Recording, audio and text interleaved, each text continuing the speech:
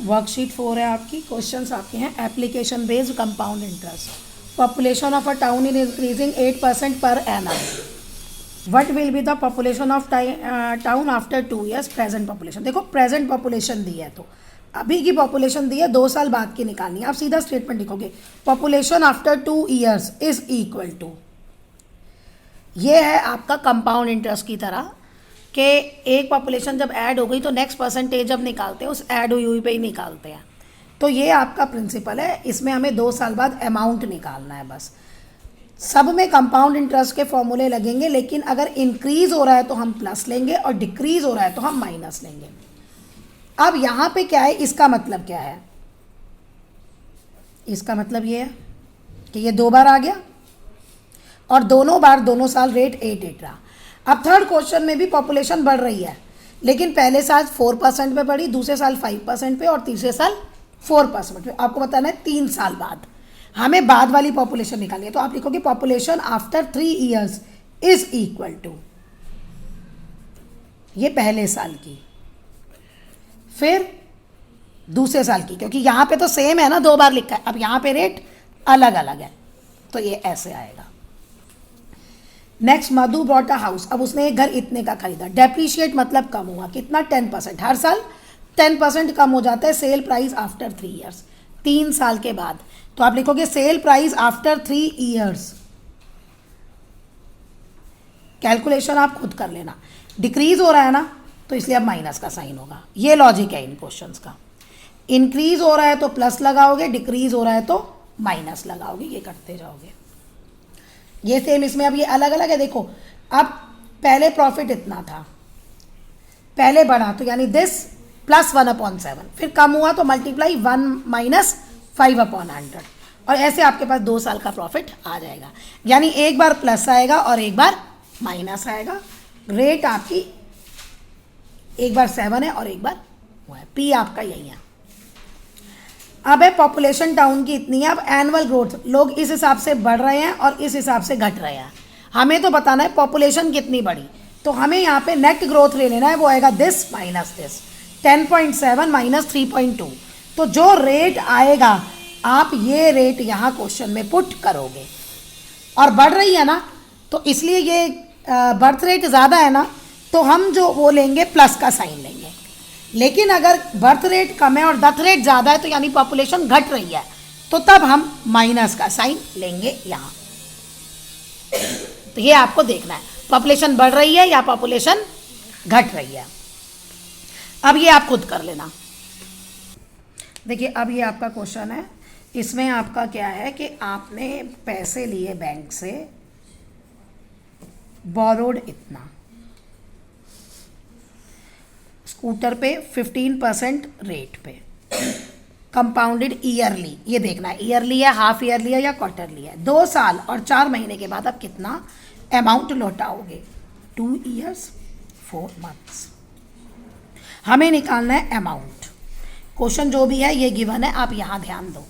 अब देखिए इसमें क्या है, अभी तक जो हम कंपाउंड इंटरेस्ट के फॉर्मूले कर रहे थे उसमें हम क्या कर रहे थे, एन हमारे पास ईयर्स में होता था, कोई फ्रैक्शन में नहीं होता था, किसी में नहीं होता था, राइट। इसको हम ऐसे भी लिख सकते हैं 2 ईयर्स 4/12 1/3 2 1/3 ईयर्स, ऐसे भी आ सकता है पेपर में। ये ऐसे भी आ सकता है, ऐसे भी आ सकता है। तो जब आप ये क्वेश्चन करेंगे जो आपका होल नंबर है ईयर्स, उस पर आप अमाउंट कैलकुलेट कर लेंगे।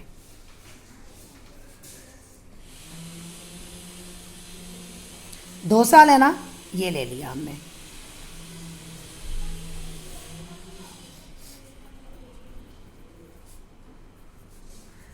कैलकुलेशन चेक कर लेना।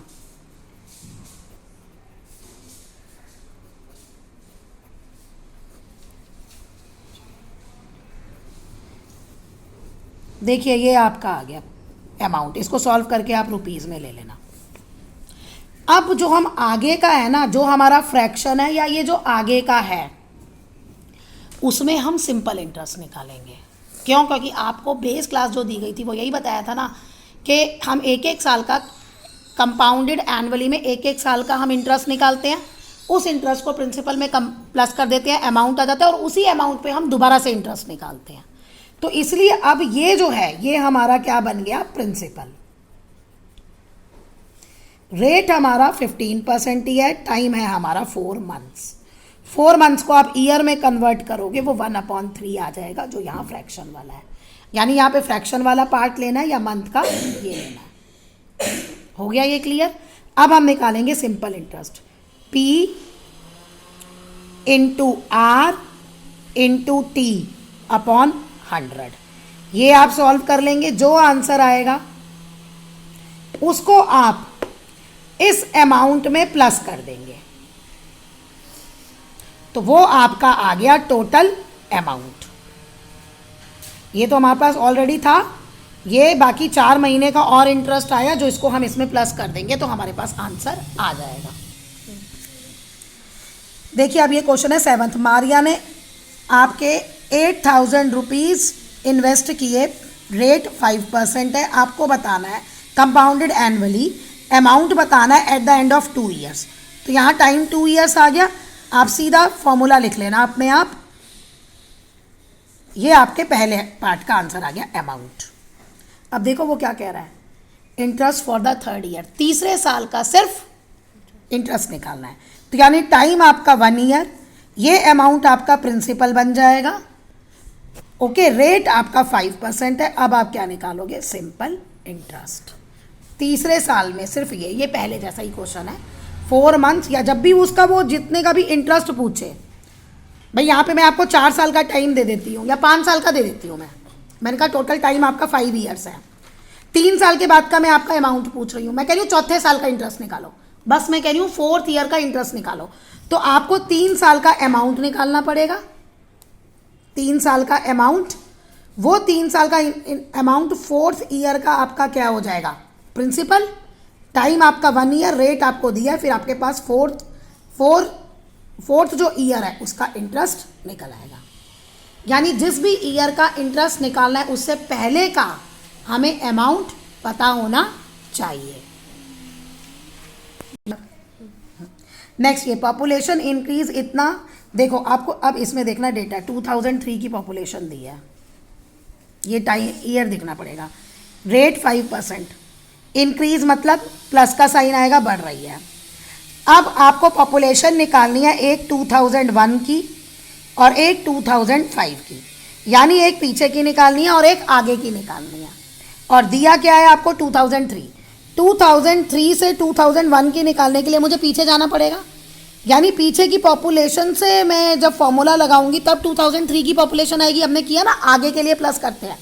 तो जब आपको पीछे जाना है, पहले की निकालनी है, तो ये आपका अमाउंट है और आपका प्रिंसिपल मान लो 2001 में पॉपुलेशन x थी, तो अब x 1/5 raise to the power 100, 2001 से 2003 2 ईयर्स हो गए, तो 2 साल बाद क्या पॉपुलेशन हो गई, ये हो गई 2 साल बाद।